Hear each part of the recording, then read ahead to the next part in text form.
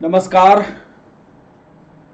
मैं doctor Ramanivas Sharma Raman YouTube channel पर सभी लर्नर्स का, सभी व्यूवर्स का बहुत बहुत स्वागत।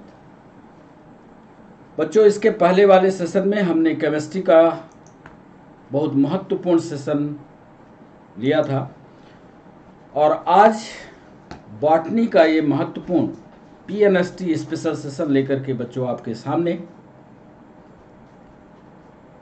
आज के सेशन में हम वनस्पति शास्त्र से पूछे गए सवालों का डिस्कशन करने जा रहे हैं।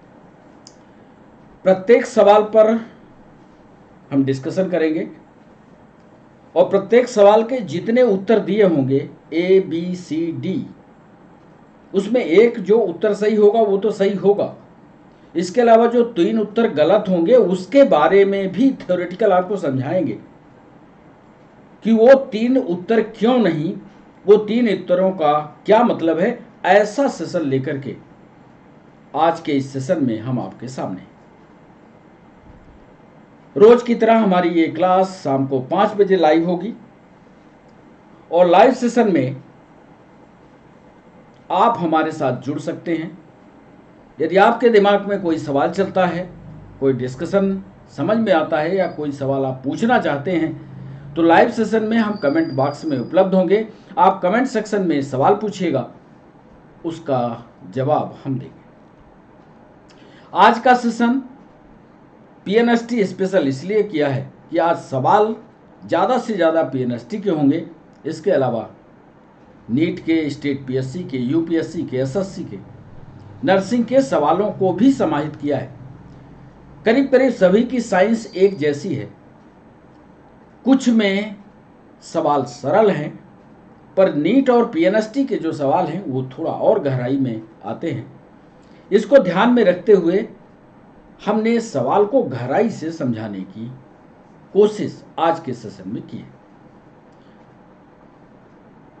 बच्चों, यदि आप क्लास में लाइव आते हैं तो जब से आप लाइव हो जाए तो सेशन के एंड तक आप हमारे साथ बने रहें, इसमें आपका फायदा है।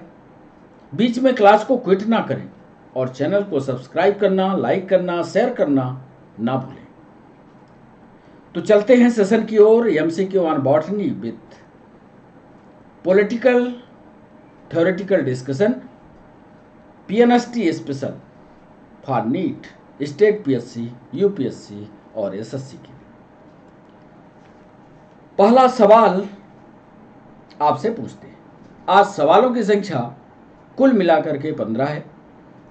15 सवालों में लगातार हम सारे सवालों को आपसे पूछेंगे। आपको समय देंगे उसका उत्तर देने के लिए। कमेंट सेक्शन में आप उसका उत्तर बताते चलिएगा और फिर जब हम वापस आएंगे तो हर सवाल का एक पन्ने पर पूरा डिस्कशन लिखेंगे, पूरी थ्योरी आपको समझाएंगे। तो आप खुद को चेक करिएगा कि आपने कितने सवालों को सही किया। पहला सवाल आपके स्क्रीन पर बच्चों ये रहा। मक्का आप जानते होंगे, मेज,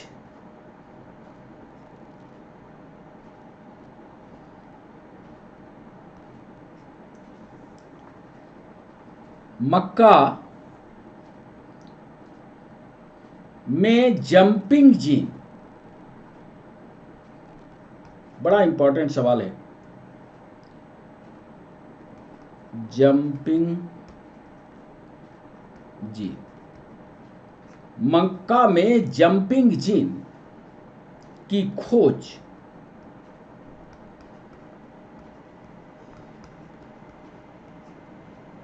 किसने की थी, ये है सवाल।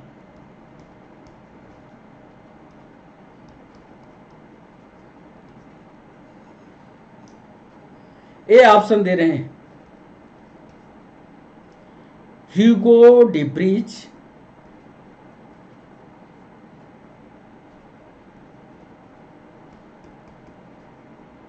ये वैज्ञानिक का नाम है। बी ऑप्शन दे रहे हैं बारबरा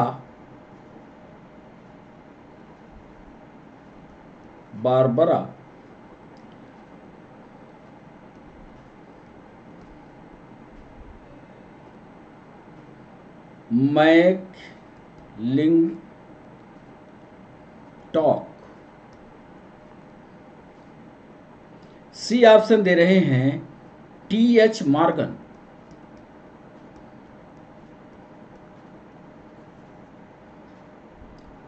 और डी ऑप्शन दे रहे हैं मेंडल। 4 ऑप्शन हमने आपको दिया। मक्का में जंपिंग जीन की खोज किसने की थी? इन 4 वैज्ञानिकों के बारे में यदि आपने पढ़ा होगा तो उत्तर तुरंत बताएंगे। आज का जो डिस्कशन का सेशन होगा बच्चों, उस डिस्कशन के सेशन में हम आपको ये बताएंगे कि एक उत्तर तो पक्का है कि इसमें सही होगा, जो जंपिंग इंजन खोजे होगा। 3 उत्तर इसके गलत होंगे। तो इन तीनों उत्तर को हम विस्तार से आपको लिख करके डिस्कशन का पेज जो लगाए हैं उस डिस्कशन के पेज में समझाएंगे। मतलब उत्तर को तो आपको बताएंगे 3 वैज्ञानिकों के बारे में, और एक्स्ट्रा जानकारी आपको इस डिस्कशन के पेज में देंगे। समझ गए होंगे आप हमारी बात। इस तरह से थ्योरी एमसीक्यू के साथ पूरी हो जाएगी। बच्चों, दूसरा सवाल आपके स्क्रीन पर यह रहा। द्विनाम नामकरण पद्धति, बाइनामियल नॉमेनक्लेचर। अंग्रेजी वाले बच्चे जो हमारे साथ जुड़ते हैं वो अक्सर शिकायत करते हैं कि सर हिंदी ज़्यादा हो जाती है, पर मजबूरी ये है कि हिंदी वाले बच्चों को हिंदी लिखकर बताते हैं तब उनके समझ में आता है। जहां इंग्लिश वाले बच्चों को दिक्कत लगे वो आप हमसे तुरंत कमेंट सेक्शन में पूछे, हम तुरंत उसकी अंग्रेजी बताएंगे। द्विनाम नामकरण पद्धति, द्विनाम नामकरण पद्धति दी गई थी।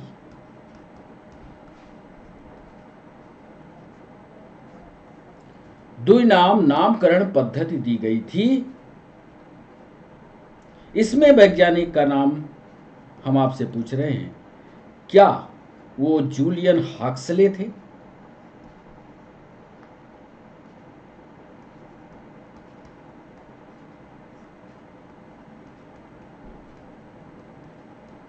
जूलियन हक्सले थे।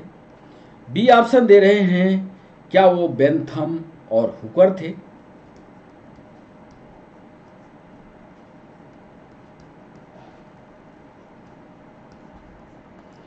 सी ऑप्शन दे रहे हैं, क्या वो लीनियस थे?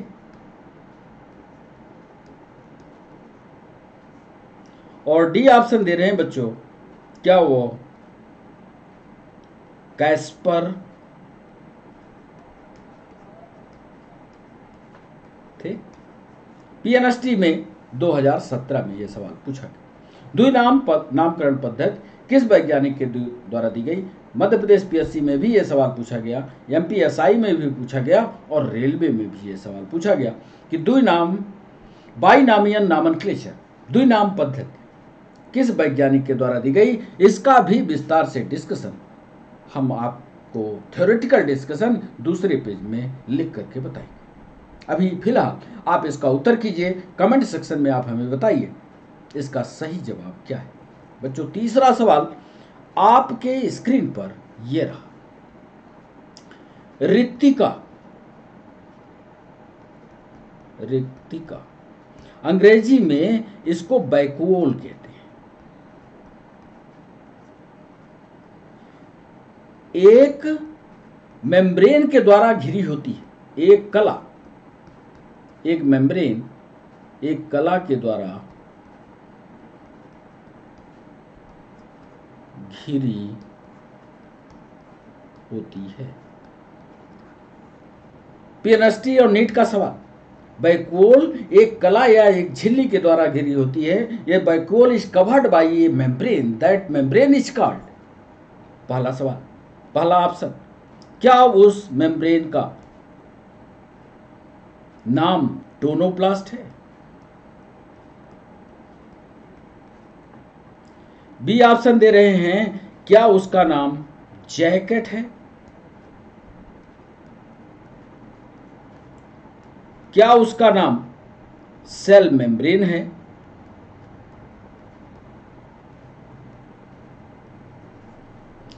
और डी ऑप्शन दे रहे हैं, क्या वो कोशिका झिल्ली है, क्या वो जैकेट है, क्या वो टोनोप्लास्ट है, क्या वो टोनोप्लाज्म है। एक ही उत्तर इसमें सही है, लेकिन सभी सार्थक जो बाकी ऑप्शन दिए गए हैं वो उत्तर के नजदीक है। इसका ध्यान रखिएगा कि वैक्यूल एक कला के द्वारा गिरी होती है। क्या वो टोनोप्लास्ट है, क्या वो जैकेट है, क्या वो सेल मेम्ब्रेन है, क्या वो टोनोप्लाज्म है। इसका भी डिस्कशन तीसरे सवाल का हम लिख करके आपको बताएंगे। तब तक आप इंतजार कीजिए। यदि आपको उत्तर आता है तो कमेंट सेक्शन में लिखिए और हमारे कमेंट का इंतजार कीजिए। जो सही बताता है उसके लिए हम जय हो लिखते हैं। जिसमें जय हो लिखे इसका मतलब उसने सही जवाब दिया है।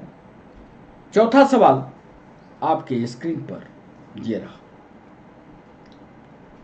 यूपीएससी का सवाल आपके सामने। चौथा सवाल, ये सवाल रेलवे में भी है, पूछा गया, पीएनएसटी में भी पूछा गया होगा, पक्का है। अब सन कौन सा रहा होगा, पक्का है ये सवाल पूछा गया होगा। देखिएगा, नीट का भी सवाल, DNA deoxy ribo nucleic acid, DNA खंड या सेगमेंट जिसमें अपना स्थान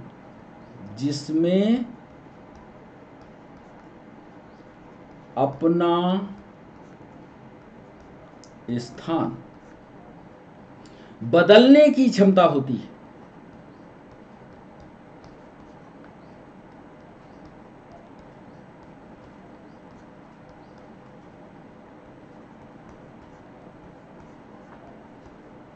ऐसा एक सेगमेंट होता है। डीएनए की संरचना जरूर यदि आपको नहीं आता होगा तो आप कमेंट सेक्शन में हमें बताइएगा। डीएनए के स्ट्रक्चर पर एक नया वीडियो बनाएंगे, आपको डीएनए याद करवा देंगे। डीएनए में सेगमेंटेड पार्ट होता है, वो डीएनए का सेगमेंट जिसमें अपना स्थान बदलने की क्षमता हो, वो अपनी जगह को बदल देता हो, क्या कहलाता है? क्या कहलाता है? ऑप्शन दे रहे हैं। ए, क्या वह सिस्ट्रान है?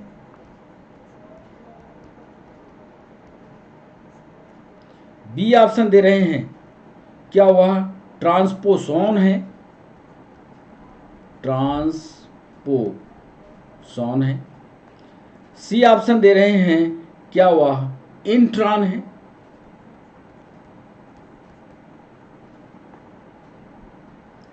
और क्या रीकॉन है? कहीं कहीं इसकी स्पेलिंग इस तरह भी लिखी होगी बच्चों, इंट्रॉन। डीएनए का सेगमेंट जिसमें स्थान बदलने की क्षमता होती है, उस सेगमेंट का क्या नाम होता है? इसका भी डिस्कशन अगले पेज में हम आपको देंगे, चौथे डिस्कशन पर। बच्चों, पांचवा सवाल, यदि आपने प्लांट को पढ़ा होगा तो प्लांट के स्टेम का ट्रांसफर सेक्शन काटा होगा। ट्रांसफर सेक्शन से पूछा गया सवाल पीएनएसटी में। पांचवा सवाल, ड्यूरामैन उपस्थित होती है। बड़ा इंपॉर्टेंट सवाल है, ड्यूरामैन। चाहो तो इसकी आप हिंदी भी लिख लो, ड्यूरामैन उपस्थित होती है।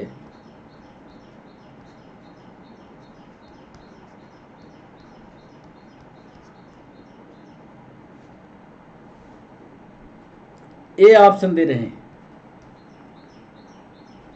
द्वितीयक कास्ट के इंटरनल रीजन में,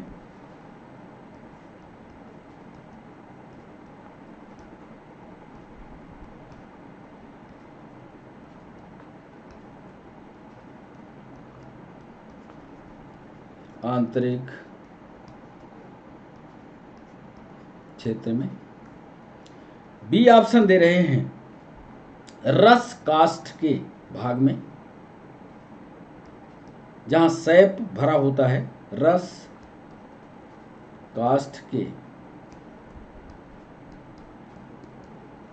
भाग में। द्वितीयक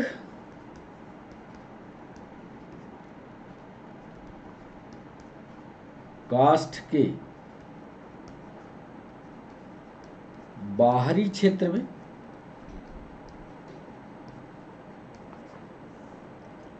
या डी ऑप्शन दे रहे हैं, एक आपने रचना पेरी साइकिल पढ़ी होगी, वही लिख रहे हैं पेरी साइकिल के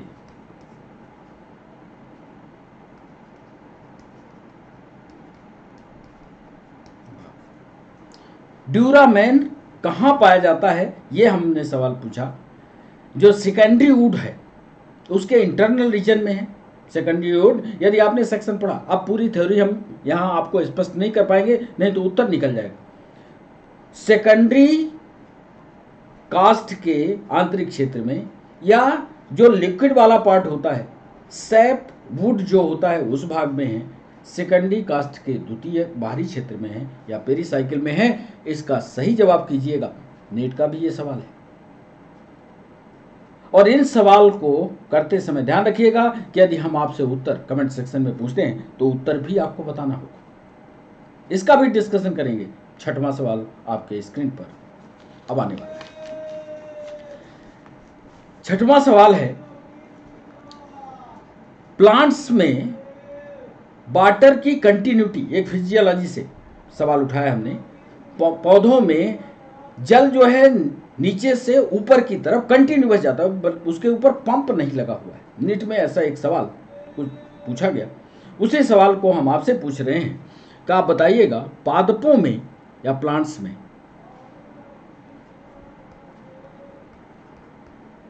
में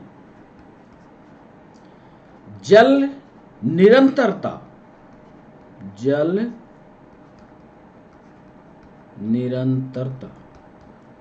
या वाटर कंटिन्यूटी,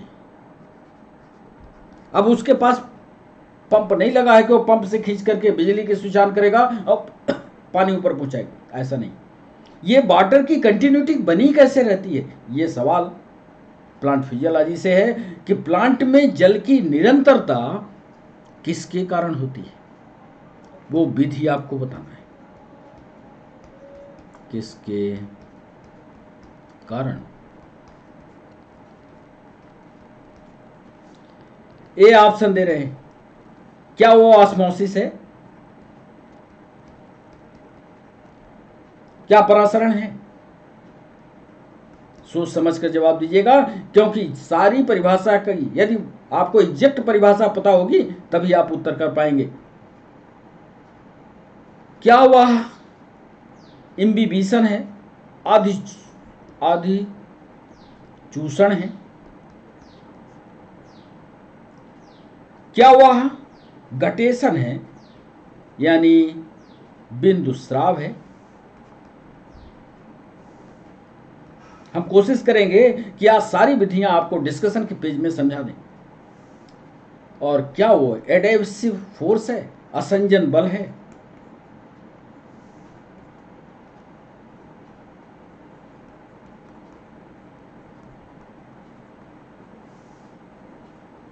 चार ऑप्शन हमने दिया। प्लांट्स में वाटर की कंटिन्यूटी, हमेशा पानी जाता रहता है, कंटिन्यूअस जाता रहता है, इसकी प्रोसेस का नाम क्या है? क्या वो अधिचूषण है, क्या वो बिंदुस्राव है, क्या वो असंजन बल है, क्या ऑस्मोसिस है? नीट और पीएनएसटी में पूछा गया ये सवाल छठवां, इसका भी डिस्कशन हम करेंगे। सातवां सवाल आपके स्क्रीन पर अब रहा। ये इकोनॉमिक बॉटनी से हमने सवाल उठाया, और इकोनॉमिक बॉटनी या ऐसी बॉटनी जो आर्थिक दृष्टि से काम करती है, अधिकतर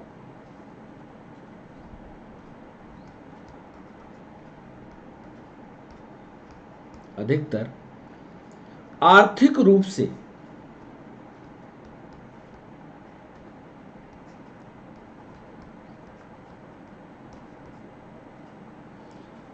महत्वपूर्ण,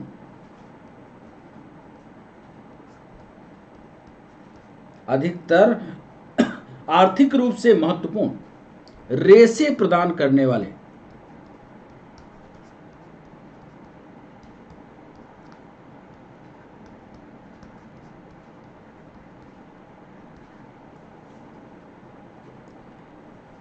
पौधे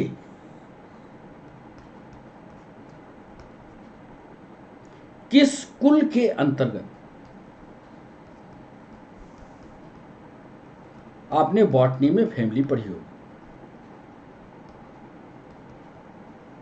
किस कुल के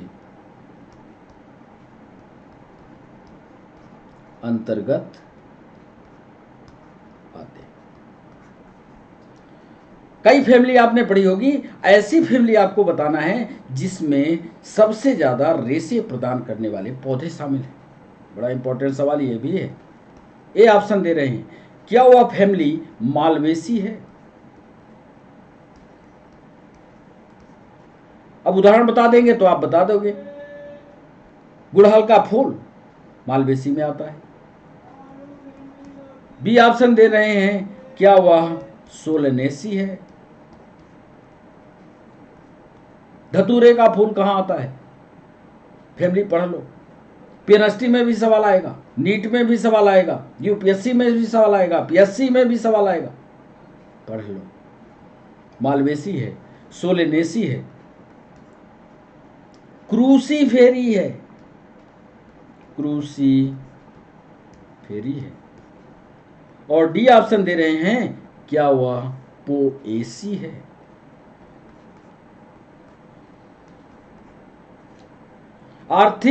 अधिकतर आर्थिक रूप से महत्वपूर्ण रेशे प्रदान करने वाले पौधे किस कुल में के अंतर्गत आते हैं? क्या वो मालवेसी है, क्या वो सोलनेसी है, क्या वो क्रूसीफेरी है, क्या वो पोएसी है? ये हमारा 7वां सवाल। इसका भी डिस्कशन हम पूरे फैमिली को एक एक करके एक उदाहरण के साथ आपको समझाएंगे, यानी डिस्कशन के पेज में इसको शामिल करेंगे। 8वां सवाल, कौन प्रकाश रासायनिक, बड़ा इंपॉर्टेंट सवाल यूपीएससी ने पूछा, कौन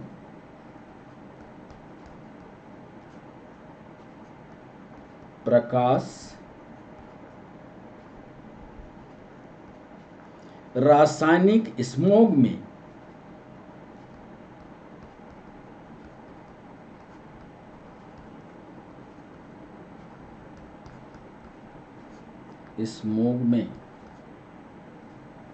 हमेशा पाया जाता है?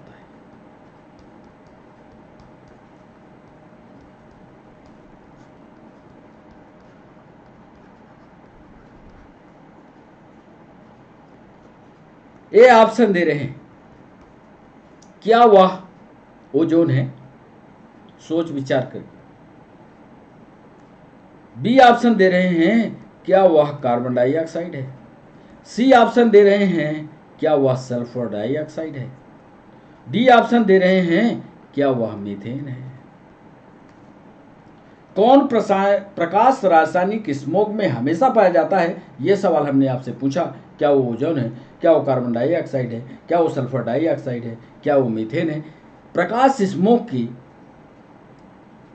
केमिकल स्मोक की का पूरा डिस्कशन हम इस डिस्कशन वाले पेज में करेंगे। आप इसका सही उत्तर बताइए। अगला सवाल आपके स्क्रीन पर 9वां सवाल। ये सवाल हमने सेल साइकिल से लिया। ऐसे 3-4 सवाल पीएनएसटी में, नीट में, पीएससी और यूपीएससी में पूछे गए। एमपीएसआई में खासकर यह सवाल पूछा गया। जैसा एमपीएसआई ने पूछा वैसे ही हमने सवाल को लिया। कोशिका चक्र की किस अवस्था में कोशिका चक्र, सेल साइकिल,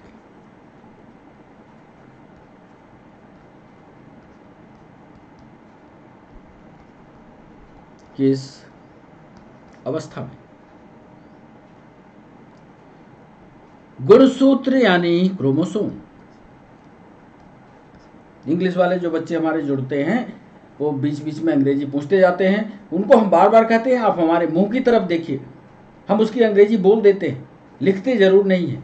तो इसलिए विवेक राजपूत, खासकर तुम, चेतना ठाकुर, कई ऐसे इंग्लिश मीडियम वाले बच्चे हैं जो हमारे तरफ देखें, लिखना उधर ना देखें, हमारे मुंह की तरफ देखें, इंग्लिश उनको मिलेगी। कोशिका चक्र की किस अवस्था में गुणसूत्र मध्यवर्ती प्लेट यानी मिड लाइन पर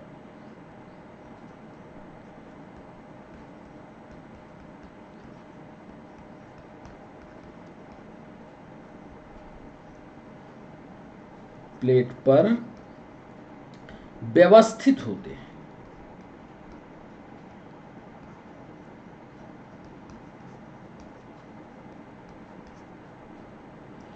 ए ऑप्शन दे रहे हैं, क्या वह मेटाफेज है, क्या वो मध्यावस्था है। बी ऑप्शन दे रहे हैं, क्या वह टीलोफेज है, पश्चावस्था है। सी ऑप्शन दे रहे हैं, क्या वह इंटरफेज है, यानी अंतरावस्था है। और डी ऑप्शन दे रहे हैं, क्या वह प्रोफेज है या पूर्वावस्था है। अब देख लो, पूरे इन भाषा को हमने बोला अंग्रेजी में है, लिखा हिंदी में है, इसलिए इंग्लिश और हिंदी वाले बच्चे जरा कंबाइंड करके हमारी मदद करें ताकि हम दोनों तरह के बच्चों को पढ़ा पाऊं। सेल साइकिल की किस अवस्था में गुणसूत्र मध्यवर्ती प्लेट पर व्यवस्थित होते हैं? मध्यावस्था में, पश्चावस्था में, अंतरावस्था में, पूर्वावस्था में। तो हिंदी वाले, अंग्रेजी वाले थोड़ा सा भी सहयोग करें, और जैसे ही हमारा लाइव सेशन यूट्यूब पर आएगा, जब भी आप सवाल पूछोगे उसी तरह से आपको जवाब मिलेगा जैसे अनअकैडमी पर मिलता था। इंग्लिश में पूछोगे इंग्लिश में, हिंदी में पूछोगे हिंदी में जवाब मिलेगा। बच्चों 10वां सवाल, इसका भी डिस्कशन करेंगे, पूरी सेल साइकिल समझाएंगे। 10वां सवाल आपके स्क्रीन पर। तर्क तंतु बना होता है।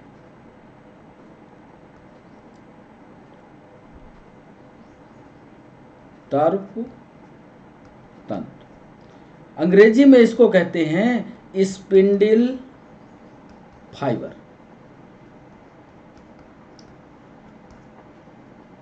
स्पिंडल फाइबर बना होता है, ये सवाल।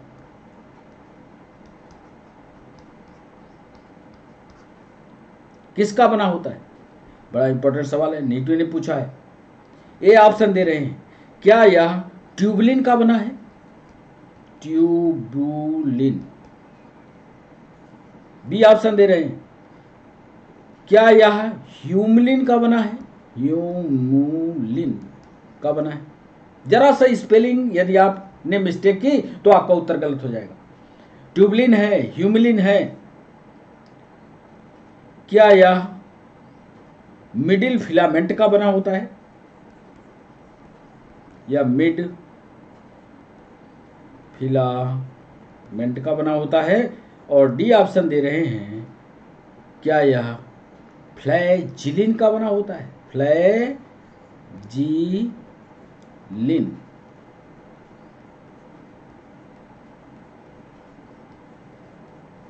एक प्रकार की प्रोटीन है, इस प्रोटीन से स्पिंडल फाइबर का निर्माण होता है। और स्पिंडल फाइबर आपको समझा दें कहाँ बनती है। जब कोशिका होती है, दो इसके पोलर बॉडी होती हैं, तो क्रोमोसोम को खींचने के लिए एक क्रोमोसोम को इधर खींचेगी, एक क्रोमोसोम को इधर खींचेगी। तो ये जो तारक रश्मियां होती हैं, स्पिंडल फाइबर होते हैं, इसको हिंदी में तारक रश्मियां कहते हैं। हम इसकी बात कर रहे हैं। तो ये तारक रश्मियां किसकी बनी होती हैं? क्या वो ट्यूबुलिन है, क्या वो ह्यूमुलिन है, क्या वो मिड फिलामेंट है, क्या वो फ्लैजिलिन है? बच्चों इसका भी डिस्कशन करेंगे आपके स्क्रीन पर। 11वां सवाल, सिर्फ 5 सवाल, 4 सवाल दूर हैं 15वें सवाल। 11वां सवाल, यह हमने एनवायरमेंट से सवाल उठाया। सीमाकारी कारकों का नियम। सीमाकारी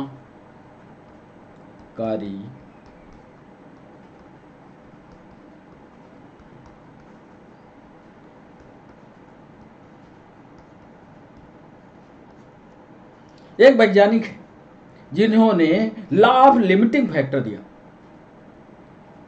इन्वायरमेंट भी पढ़ना है बच्चों। साइंस में कहां से सवाल पूछे, नीट वाले, पीएचडी वाले, तैयार रहना। पूरी साइंस और टेक्नोलॉजी जब पूरी कर लोगे तब बनेगा। फिजिक्स भी पढ़ना है, केमिस्ट्री भी पढ़ना है, बायो भी पढ़ना है, टेक्नोलॉजी भी पढ़ना है। इसलिए थोड़ा दिमाग लगा करके, थोड़ा समय दे करके पढ़ो। लेकिन कभी भी पढ़ाई को बोझ की तरह मत लेना। हंसते हंसते पढ़ते रहो, प्रैक्टिकल करके पढ़ते रहो, हंसते रहो। 1 घंटे पढ़ो, हंसो, फिर 1 घंटे पढ़ो, फिर हंसो। हंसते हंसते पढ़ते रहना, जिससे ये बोझ न लगे आपको। सीमाकारी कारकों का नियम किस वैज्ञानिक ने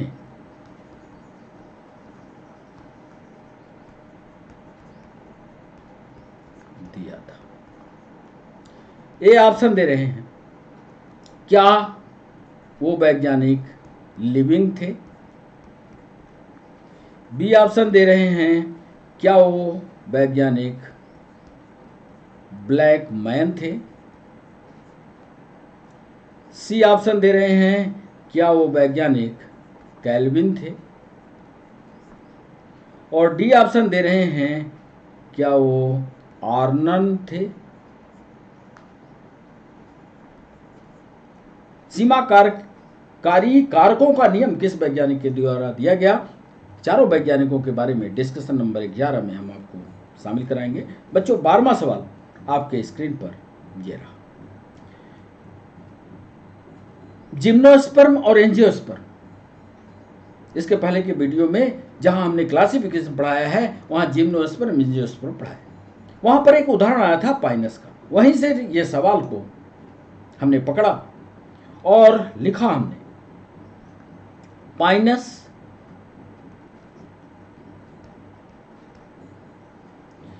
के नरसंघ को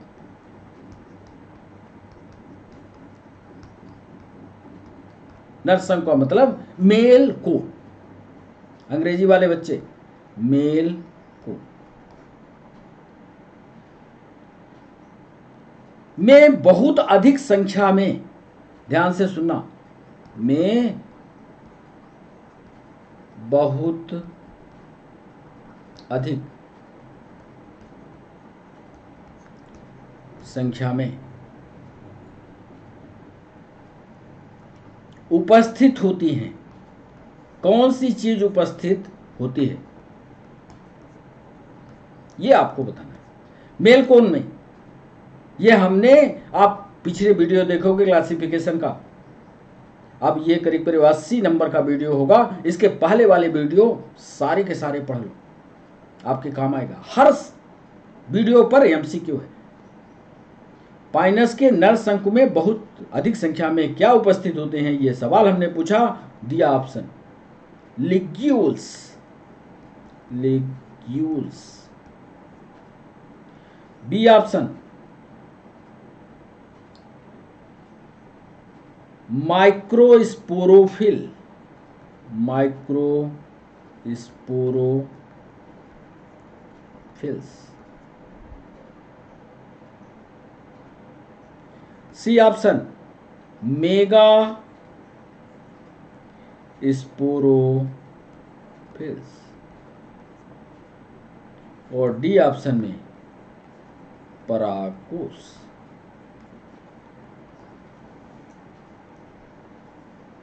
पॉलन सैक, इसकी भी अंग्रेजी कर लें, पॉलन सैक। पाइनस के मेल कोन में बहुत अधिक मात्रा में क्या उपस्थित होगा, ये आपको बताना है। लिग्यूल्स है, माइक्रोफिलस है, मेगा स्पोरोफिलस है, या पॉलन सैक है, इसका भी डिस्कशन करेंगे। बच्चों, 13वां सवाल आपके स्क्रीन पर यह रहा। निम्न ताप समाधान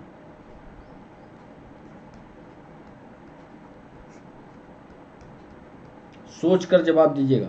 निम्न ताप समाधान,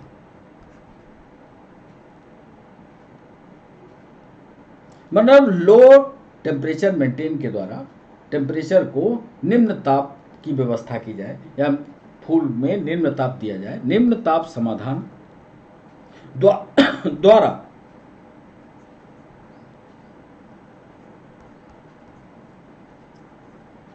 पुष्पन, यानी फ्लावरिंग, निम्न ताप पर फ्लावरिंग। निम्न ताप समाधान, ये प्लांट फिजियोलॉजी से सवाल है। निम्न ताप समाधान द्वारा पुष्पन का उत्प्रेरण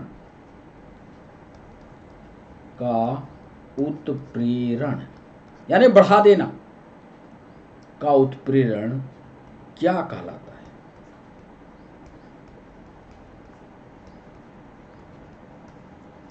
ए ऑप्शन दे रहे हैं बच्चों, क्या वह वर्नेलाइजेशन है, ब संतीकरण है, बी ऑप्शन दे रहे हैं क्या वह क्रायोबायोलॉजी है,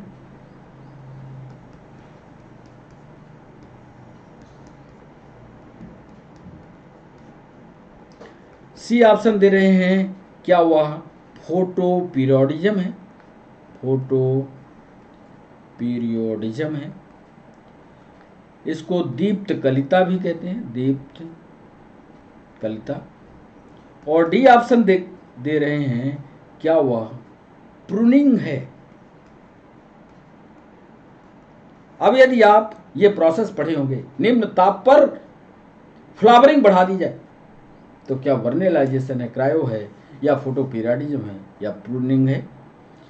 इसका भी डिस्कशन करेंगे। 14वां सवाल आपके स्क्रीन पर अब रहा। निम्न लिखित में से या निम्न में से कौन सा पादप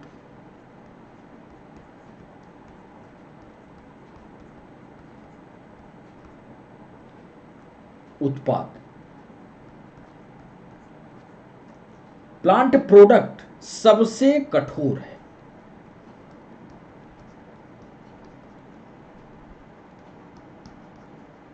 नीट और यूनिवर्सिटी का सवाल ए, क्या वह लिग्निन है, क्या वह क्यूटीन है, क्या वह सुवेरिन है, और डी ऑप्शन दे रहे हैं क्या वह स्पोरोपोलैनिन है।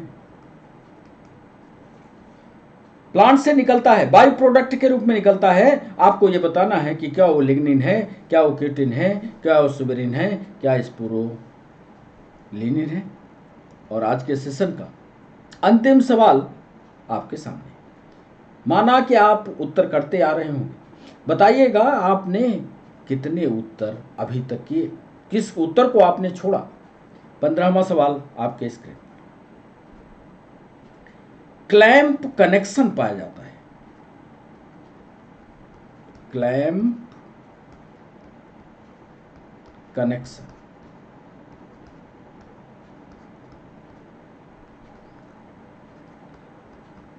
पाया जाता है। यदि आपने एल्गी फंजाई का क्लासिफिकेशन पढ़ा होगा, पुराने वीडियो हमारे देखे होंगे, तो आपसे उत्तर बनेगा क्लैंप कनेक्शन किस में पाया जाता है। ए ऑप्शन दे रहे हैं क्या वह बेसिडोमाइसिटीज है, बेसिडोमाइसिटीज है। बी ऑप्शन दे रहे हैं क्या वह जाइगोमाइसिटीज है,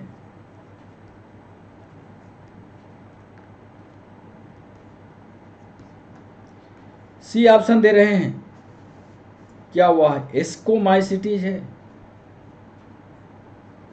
एस्कोमाइसिटीज है। और डी ऑप्शन दे रहे हैं क्लैंप कनेक्शन क्या वो माइसिटीज में पाया जाता है। क्लैंप कनेक्शन इसके कारण ये जाने जाते हैं। एक है इसमें जो जाना जाता है बच्चों, इसका भी विस्तार से डिस्कशन का पेज हमने लगाया है, इसका भी डिस्कशन करें। अब चलते हैं पहले सवाल पर, जहां हमारे पास इसका डिस्कशन है। पहला सवाल हमने आपसे पूछा था, याद करिए, पहला सवाल हमने मक्के वाला पूछा था। मक्के वाले सवाल पर आपको लिए चलते हैं। मक्के वाले सवाल में जंपिंग जीन वाला जो सवाल था, उस सवाल पर आपको ले चलते हैं। बहुत सारे बच्चों ने, अच्छा एक काम करिएगा, जितने सवाल आपने किए होंगे उसमें देखिए आप अपने आप को कितने आपने सही सवाल किए हैं।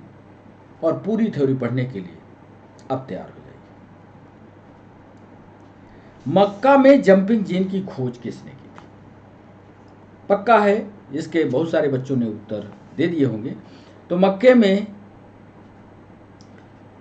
जो जंपिंग जीन है, इसको खोज करने वाले वैज्ञानिक हैं बारबरा मैकक्लिंटॉक, यानी बी इसका सही जवाब है। इसके डिस्कशन के लिए बाकी वैज्ञानिकों के बारे में लिख देते हैं ताकि आप इसको पढ़ पाएं। एक तो पढ़ लिया आपने इसकी खोज करने वाले वैज्ञानिक को, आगे थोड़ी और जानकारी दे दें। जंपिंग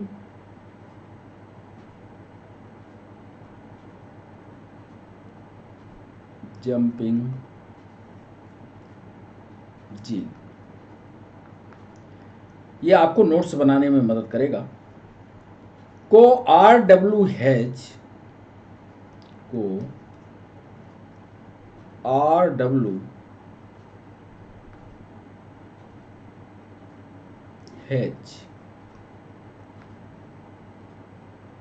तथा AE जैकब ने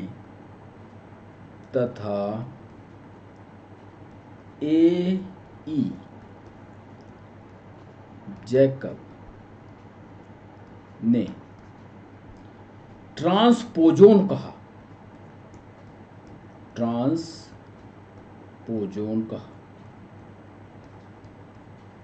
एक ये महत्वपूर्ण बात याद कर लीजिएगा। हेज और जैकोब ने ट्रांसपोजोन कहा, यह भी पीएनएसटी में सवाल पूछा, तो यहां ये पॉइंट याद करिएगा। दूसरा, क्योंकि यहां ट्रांसपोजन भी है। ट्रांसपोजन मतलब जितने वैज्ञानिक हैं उनके बारे में, सबके बारे में लिखे थे, इनको ट्रांसपोजन कहा।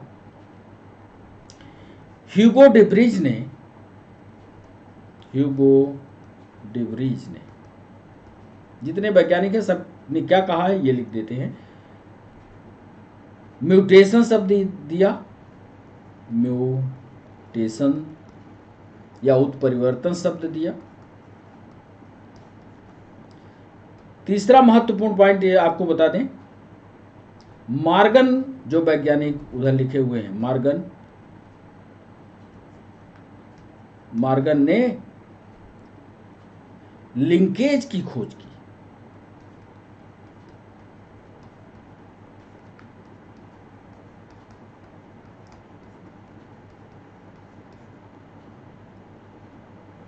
और चौथा महत्वपूर्ण पॉइंट, मेंडल साहब जो हैं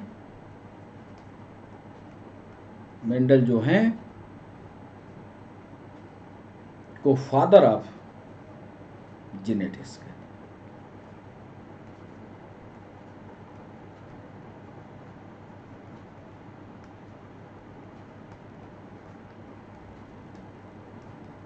मतलब एक सवाल आप पढ़ेंगे तो एक सवाल के साथ साथ 4 सवाल और भी हम आपको बताएंगे। इस तरह दिखने को तो आपको 15 सवाल दिखेंगे, लेकिन उस समय तक हम 60 सवाल कर चुके हैं। 60 सवालों पर हमारी प्रैक्टिस पूरी हो चुकी होगी और ये 60 सवाल थ्योरी के साथ हो। तो ये पहला डिस्कशन। आइए दूसरा सवाल, द्विनामकरण पद्धति, जिसको तो आप जानते हैं कि द्विनाम पद्धति किसके द्वारा दी गई। चलिए पहले उत्तर लिख लेते हैं, फिर चिन्ह लगा लेंगे। इधर लिखिएगा कि द्विनाम पद्धति जो है Carolus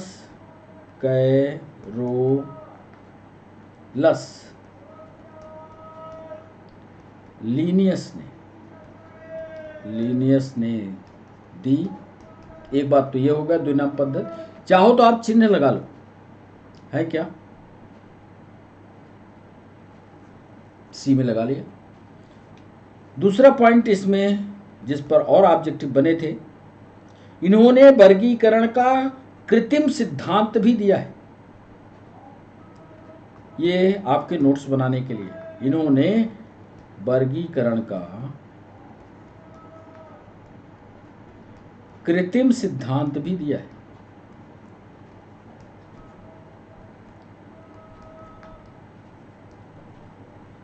law artificial system of classification, कृत्रिम सिद्धांत भी दिया है। एक बात, एक सवाल और पूछा गया एमपीएसआई में, उसको भी लिख ले कि बेंथम और हुकर, उधर नाम है बेंथम और हुकर, इन्होंने वर्गीकरण का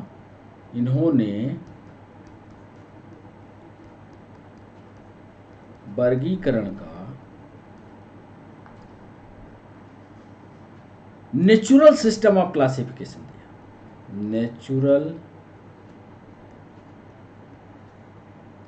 सिस्टम ऑफ क्लासिफिकेशन, अंग्रेजी में इसको कहोगे तो प्राकृतिक सिद्धांत देने वाले वैज्ञानिक बेंथम हुकर थे, द्विनाम पद्धति देने वाले कैरोलस लिनियस थे, और वर्गीकरण को कृत्रिम सिद्धांत यानी आर्टिफिशियल थ्योरी ये दिए थे। याद कर लेना, इसी में कंफ्यूजन करता है और आप कंफ्यूज हो जाते हो, तो जब थ्योरी का नोट्स बनाना तो इन पॉइंट को नोट कर लेना। ऋतिका एक कला के द्वारा खिली होती है। तीसरा सवाल लिख लो उत्तर पहले, टोनोप्लास्ट। टोनोप्लास्ट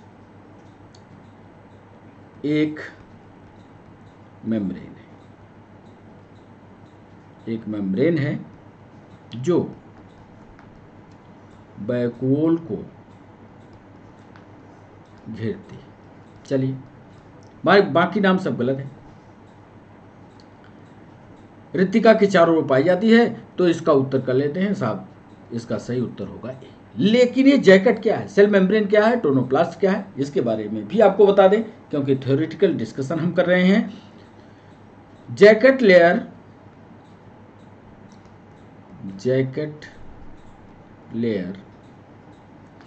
ब्रायोफाइटा में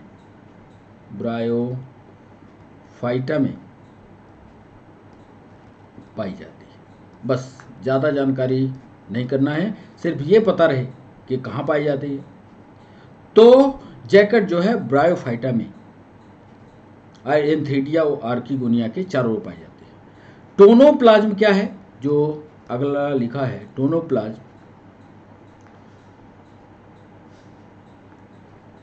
ये एक प्रकार का तरल पदार्थ है जो वैक्यूल के अंदर पाया जाता है, वैक्यूल के अंदर पाया जाता है। ये भी थ्योरी आपकी मजबूत करेगा, या नोट्स बनाओगे तो मजबूत करेगा। और अंतिम सेल मेम्ब्रेन जो होती है, सेल मेम्ब्रेन आपने कोशिका में पढ़ा होगा, सेल मेम्ब्रेन सेमी परमिएबल होती है, अर्धपारगम्य होती है, और कोशिका को या सेल को कवर करती है। अब देखिए, एक सवाल पर जितने पॉइंट थे सबका उत्तर हमने दिया। टोनोप्लास्ट क्या होता है, जैकेट क्या होता है, सेल मेम्ब्रेन क्या होती है, टोनोप्लाज्म क्या होती है। यदि आपको सारे उत्तर पता रहेंगे तो यदि इसी प्रश्न में दूसरा पूछेगा तो भी आपसे उत्तर बनेगा। इसीलिए बच्चों बार बार कहते हैं थ्योरी को मजबूत करो। डीएनए का खंड, और इसका सही जवाब है बी, ट्रांसपोजन। लिख लेते हैं, ट्रांसपोजन। डीएनए का वह खंड है, डीएनए का वह खंड है जो गुणसूत्र के अंदर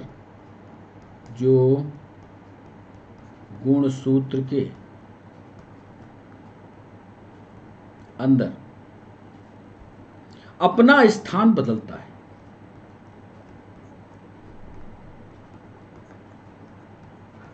बहुत बढ़िया जानकारी है, इसको लिखे रहे बदलता। सिस्ट्रॉन क्या है, एक शब्द आया है सिस्ट्रॉन। सिस्ट्रॉन में लिख लेना कि यह फंक्शनल यूनिट है डीएनए की कार्यात्मक इकाई है डीएनए की। रिकान क्या है ये भी आप आज समझ लोगे, इस पर भी सवाल पूछे गए हैं। पीएनएसटी में तो कई सवाल रिकान सिस्टान पर आए हैं। रिकान क्या है? रिकान डीएनए का वह खंड है, लिख लो इसको, डीएनए का वह खंड है, वह खंड है जो मैसेंजर आरएनए एमआरएनए, यदि आपने पढ़ा होगा जेनेटिक्स तो बनेगा, एमआरएनए का भाग नहीं बनाता।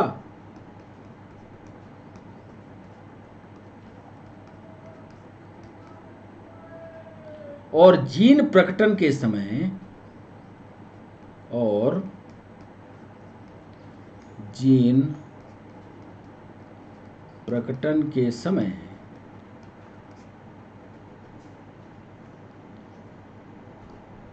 एमआरएनए हटा दिया जाता है।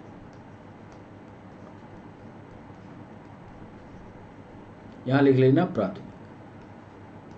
प्राथमिक एमआरएनए हटा दिया जाता है। 5वां सवाल था बच्चों, ड्यूरामेन कहां उपस्थित होते हैं? द्वितीय काष्ठ के आंतरिक क्षेत्र में। इसको देखिए, एक साल में पेड़ जो है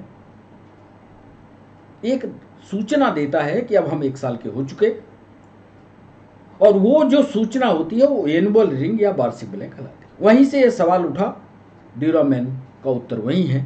5वें सवाल का सही जवाब दें।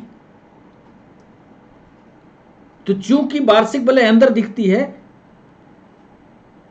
तो देखिए कैसे ये उत्तर पकड़ने की कोशिश कीजिए कि प्लांट्स में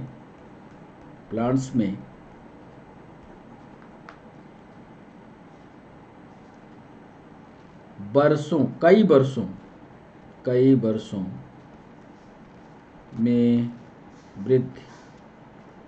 वर्षों में वृद्धि के बाद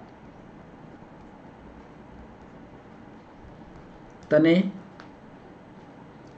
का जाइलम, क्या तने का जाइलम, याद रखना फ्लोएम नहीं, तने का जाइलम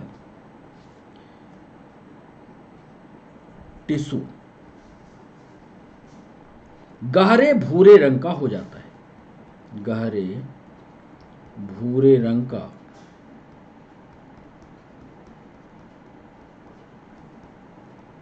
हो जाता है। अब जाइलम अंदर होता है, इसीलिए देखिए अगली लाइन जो लिख रहे हैं, यह सेकेंडरी वुड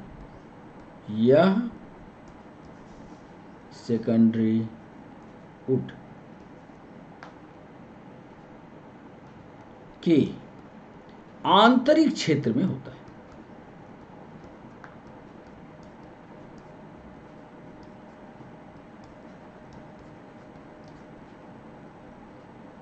जिसे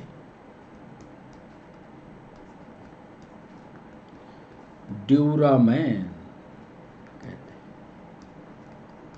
कितना बढ़िया उत्तर है। यह सेकेंडरी वुड का आंतरिक क्षेत्र है। जब इधर ये देखो, ए इसका उत्तर सही।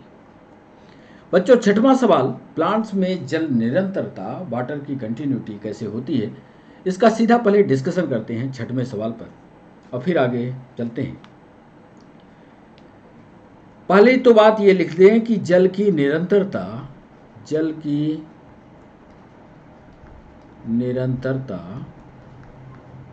एडहेसिव फोर्स के कारण होती है, एडहेसिव फोर्स, या इसको हिंदी में कहेंगे तो आसंजन बल। एडहेसिव फोर्स के द्वारा होती है, तो यहीं पर उत्तर लिख लेते हैं आसंजन बल। बाकी को डिस्कस कर लेते हैं। दूसरा महत्वपूर्ण बात यह कर रहा है कि ऑस्मोसिस किसको कहेंगे? परासरण। 2 बिलियनों को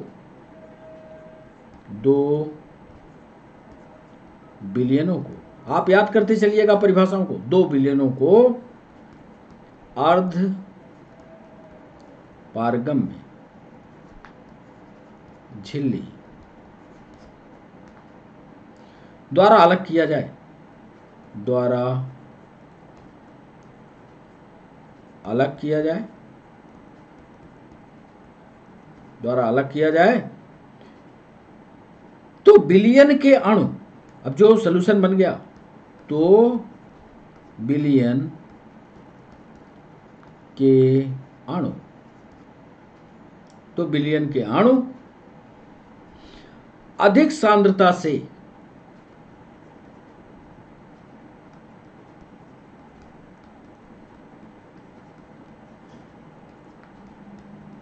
कम सांद्रता, अधिक सांद्रता से कम सांद्रता की तरफ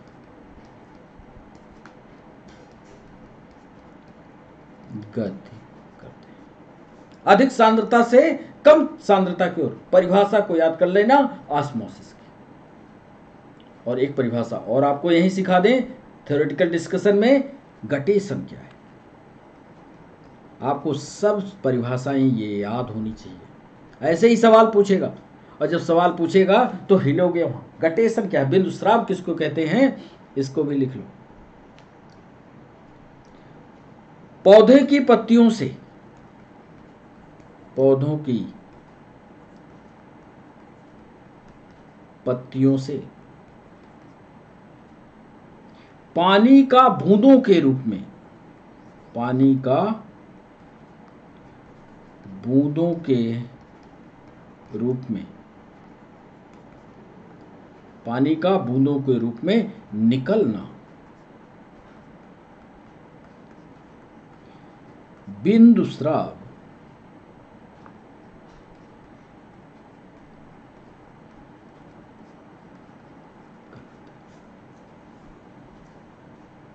आप कभी ठंडी उंडी में या गर्मी में भी कभी कभी किसी पत्ती के ऊपर जाइए तो पानी के बूंद उसमें लटकते मिलते हैं, ये है गटेशन। ये गटेशन की प्रक्रिया है, इसको भी कभी विस्तार से समझाएंगे। 7वां सवाल, 7वां सवाल जो है इसका सही जवाब होगा, सही जवाब बताएं उसके पहले 7वां सवाल है, अधिकतर आर्थिक रूप से महत्वपूर्ण रेशे प्रदान करने वाले पौधे किस फैमिली के अंतर्गत आते हैं। तो इसका सही जवाब,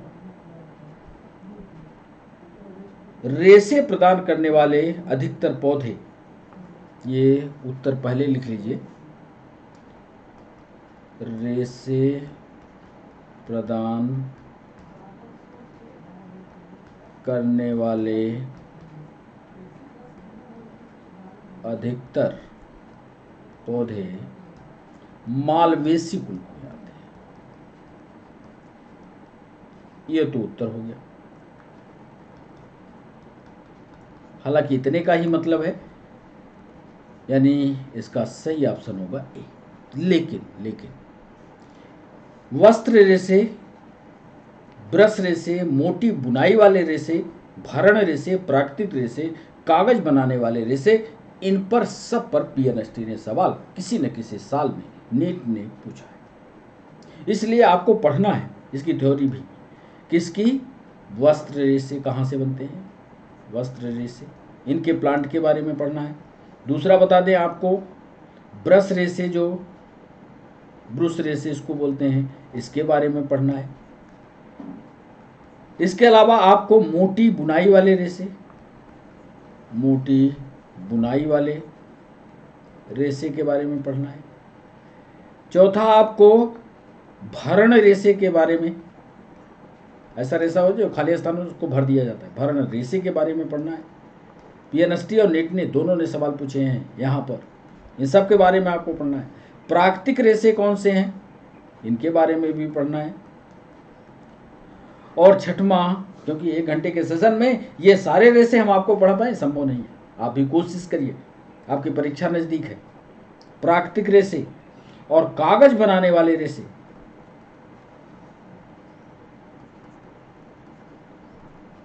इसके बारे में सब कुछ आपको पढ़ना है। आप तैयार कीजिए। कौन सा रासायनिक स्मोक क्या पाया जाता है? इसका सही जवाब है O3। अब आप बता सकते हैं क्यों? हम लिख देते हैं। सही जवाब O3 है। एक बार लिख दिया। यह वाहनों के, ध्यान से जो जरूरी है ये पढ़ लीजिएगा, यह वाहनों के धुएं से, यह वाहनों के धुएं से निकलने वाले नाइट्रोजन ऑक्साइड, धुएं से निकलने वाले नाइट्रोजन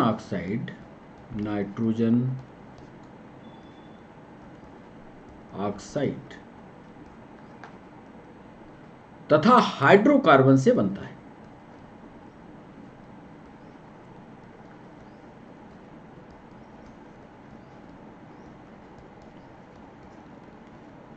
तो ये पढ़ लीजिए।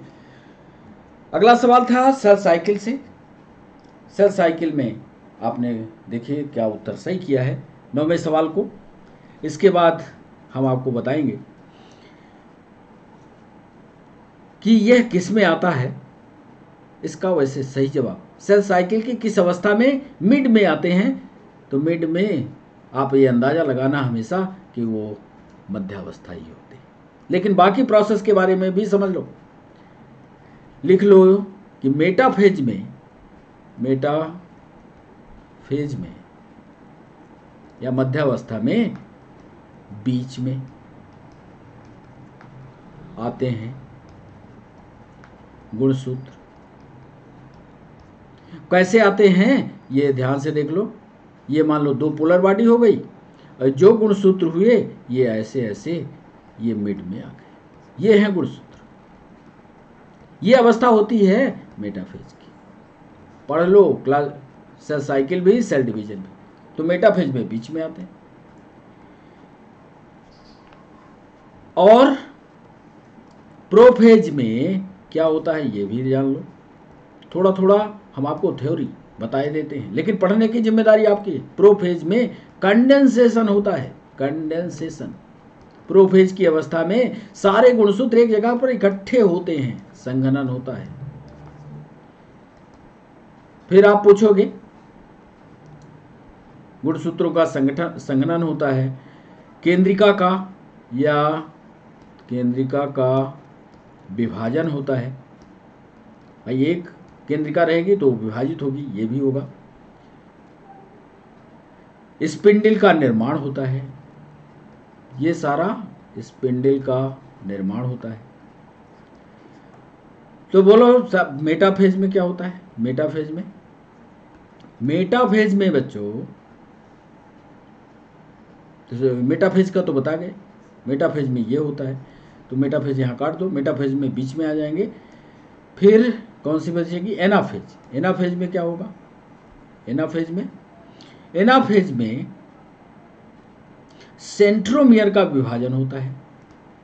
सेंट्रोमियर का, ये सारे सवाल पूछे गए हैं ऑब्जेक्टिव में, नीट वाले और पीएनएसटी वाले, पढ़ना इसको। सेंट्रोमियर का विभाजन होता है। और फिर अंत में टीलोफेज देखना। टीलोफेज की अवस्था में क्या होता है? प्रत्येक डॉटर न्यूक्लियस बन जाते हैं। DAUGST, डॉटर न्यूक्लियस बन जाते हैं। ऐसे एक चार्ट बनाइए सेल डिवीजन का और पढ़िए। मान लीजिए आपसे सेल डिवीजन नहीं आता, लेकिन कोशिश करनी पड़ेगी। ऐसा नहीं कि नहीं आता सर बताइए इसको, ऐसा नहीं करेंगे। पहले हमें लगना चाहिए कि आपको नहीं आता, तभी हम सेल डिवीजन का कोर्स लाएंगे। तो आप कोशिश करिए एक बार सेल डिवीजन पढ़ने की। बहुत सरल है, इतना सरल है कि आप आंख बंद करोगे सारा कुछ याद हो जाएगा। तो प्रोफेज में क्या होगा, मेटाफेज में क्या होगा, एनाफेज में क्या होगा, टेलोफेज में क्या होगा, स्पिंडल फाइबर किसका बना होता है। ये अगला सवाल था। तो इसको बता दें, इसके पहले इसको लिख दें आपको। देखिएगा, ये बहुत जरूरी सवाल है। सीलिया और फ्लैजिला, ये एक एनिमल और प्लांट, ये दोनों में होते हैं। सीलिया और फ्लैजिला एक विशेष प्रकार के प्रोटीन से मिलकर के बनता है, और वो प्रोटीन ट्यूबुलिन की होती है, ट्यूबुलिन की। ये सवाल यूपीएससी ने पूछा। यहां पर हमने सवाल आपसे पूछ लिया कि आप बताइए स्पिंडल फाइबर किसका बना होता है, तो आप डरिए नहीं, यहीं पर लिख लीजिए कि स्पिंडल फाइबर भी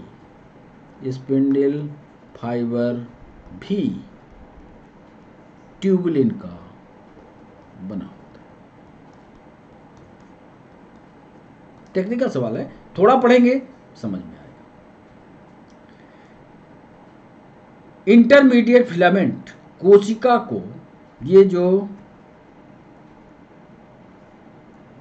मिड फिलामेंट है,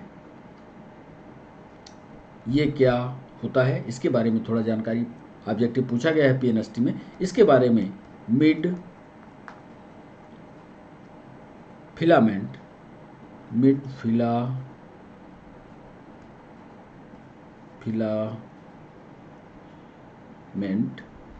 ये जो है कोशिका को या सेल को स्टेबिलिटी देता है,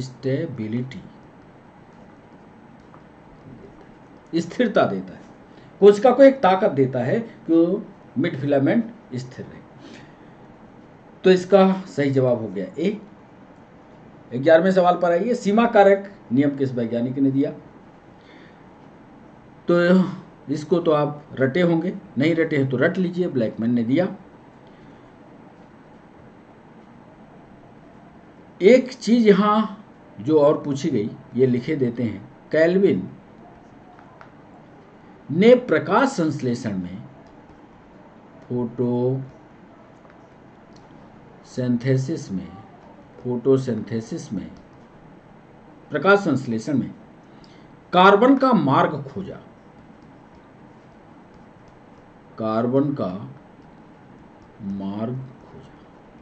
पढ़ लेना, नहीं पढ़ाएगा कोई, इस विस्तार से पढ़ने की कोशिश करना, तुरंत खोजना, और वीडियो को एक बार नहीं 2 बार चला करके और पढ़ना। केल्विन की साइकिल देखना, तो केल्विन की साइकिल में फोटोसिंथेसिस की प्रक्रिया खोलोगे तो उसमें कार्बन जाता कहाँ है, पाथवे ऑफ कार्बन क्या है, ये आपको मिलेगा। केल्विन ने फोटोसिंथेसिस में कार्बन का मार्ग खोजा।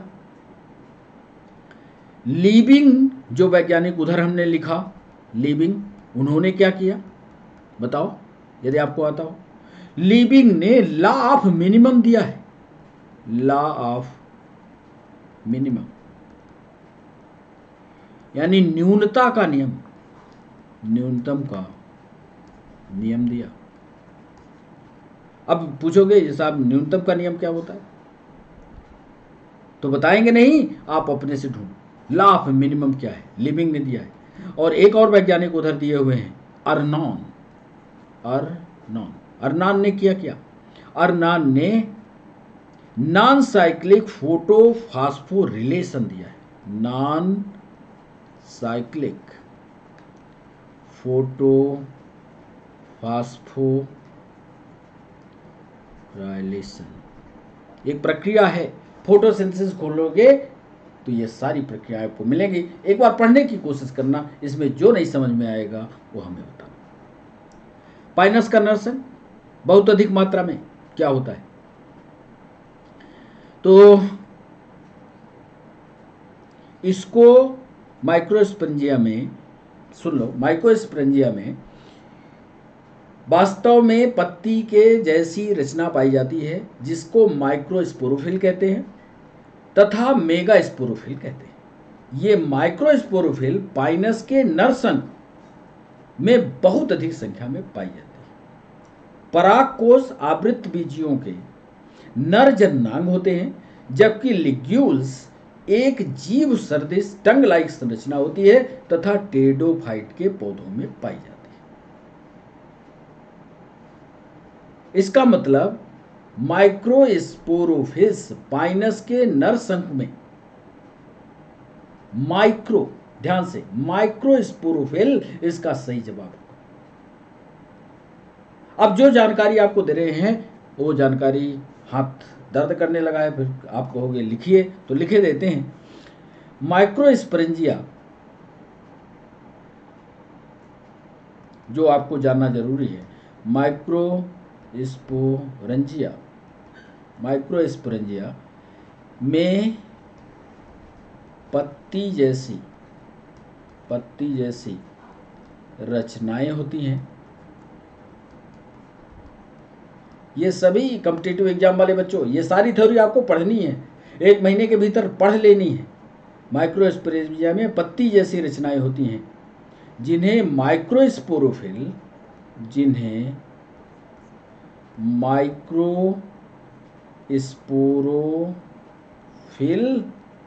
तथा मेगा स्पोरोफिल कहते हैं।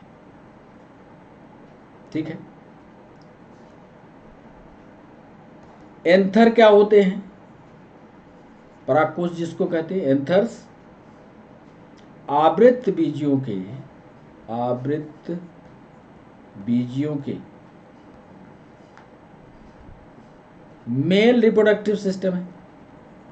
ये तो आप जानते ना। आज हमने कहा था जितने ऑब्जेक्टिव होंगे सबके बारे में डिस्कशन देंगे, इसलिए आज चाहिए था सवाल कम लाते, पर फिर भी 15 लाए हैं, इसलिए थोड़ा टाइम ज़्यादा हो रहा है। मेल रिप्रोडक्टिव पार्ट जो होता है वो एंथर कहलाता है। एक और शब्द उधर हमने लिया है लिग्यूल्स। इसके बारे में, लिग्यूल्स क्या होते हैं इसको लिख लीजिए। एक जीव जैसी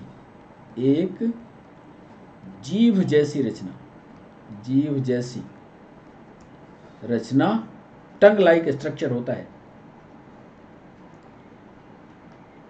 और यह पाया किस में जाता है? टीरिडोफाइटा में। अब विस्तार से बाद में बताएंगे। 13वां सवाल था, निम्न ताप समाधान द्वारा पुष्पन का उत्पीड़न क्या कहलाता है? तो ये वर्नेलाइजेशन की प्रक्रिया कहलाती है, बसंतीकरण की प्रक्रिया कहलाती है। कैसे होती है इस पर नहीं जाएंगे। बसंतीकरण की प्रक्रिया के बाद एक शब्द हमने डाला है क्रायोबायोलॉजी। ये क्या होती है इसको आपको बता दें। क्रायोबायोलॉजी जो होती है जिसमें जीवधारी को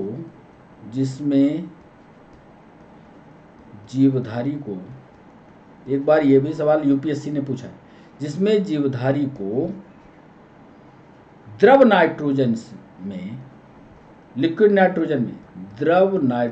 में अत्यधिक कम ताप पर,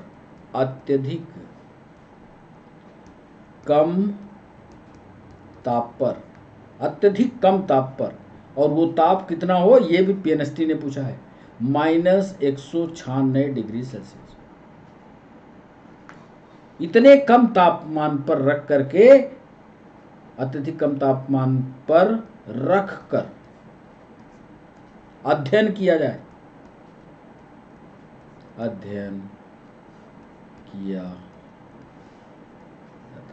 मारे न उसको, जैसे फ्रीज कर दिया जाए। इतने कम तापमान पर यदि किसी जंतु को रख करके उसका अध्ययन किया जाए, उसकी फिजियोलॉजी को देखा, उसके स्ट्रक्चर को देखा जाए, तो ये कहलाती है क्रायोबायोलॉजी। पढ़ लेना। फोटोपीरियडिज्म कई बार हमने आपको अनअकैडमी पर पढ़ाया है।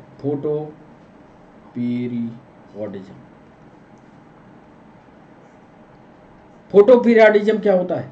फोटोपीरियडिज्म प्रकाश की अवधि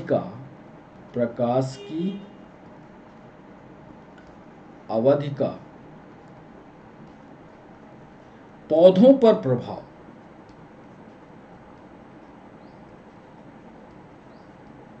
भाई किसी पौधे को ज्यादा समय से प्रकाश मिलता है, उस पर क्या प्रभाव है? किसी पौधे को कम प्रकाश मिलता है, उस पर क्या प्रभाव पड़ता है? जो छाये में है पौधा वो आगे नहीं बढ़ता। ये सारा डिस्कशन आप फोटोपीरियडिज्म में पढ़िएगा। प्रकाश की अवधि का पौधों पर प्रभाव ये कहलाता है फोटोपीरियडिज्म। 14वां सवाल आपसे पूछें तो उसके पहले, पौधों में कैरोटीनॉइड से मिलकर एक बहुलक बनता है जिसको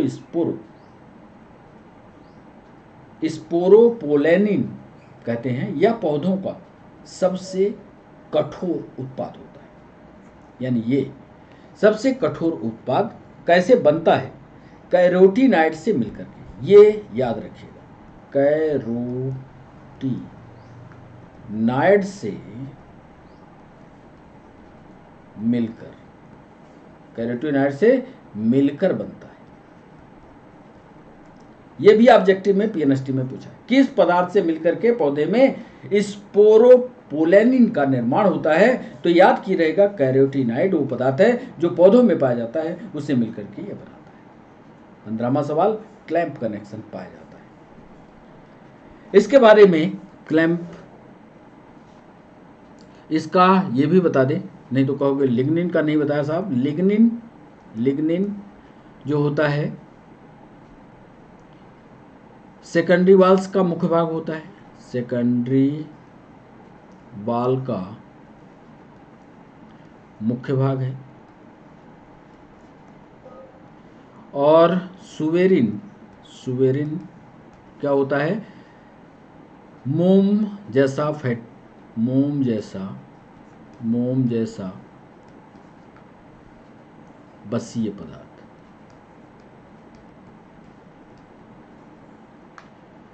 कहाँ पाया जाता है? कार्क कोशिकाओं के दीवार में। सेशन का अंतिम सवाल क्लैंप कनेक्शन से, इसको पहले हम लिखेंगे विधिवत। लिखिएगा, केंद्रक विभाजन या केंद्रक विभाजन न्यूक्लियर डिवीजन के समय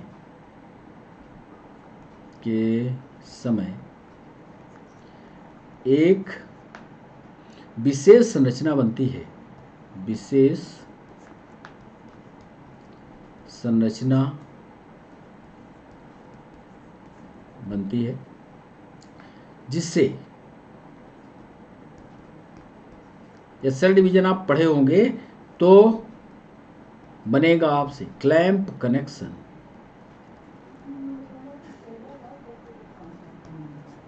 कहते हैं यह बेसिडोमाइसिटीज में पाए जाते हैं। यह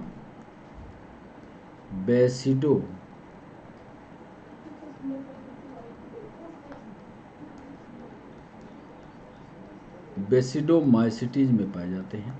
दूसरी बात, जाइगोमाइसिटीज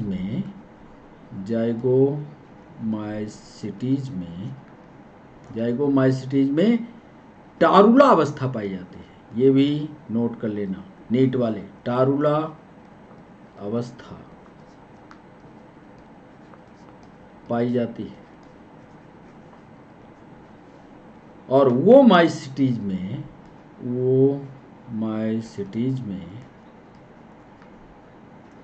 फ्लैजिला टिंसेल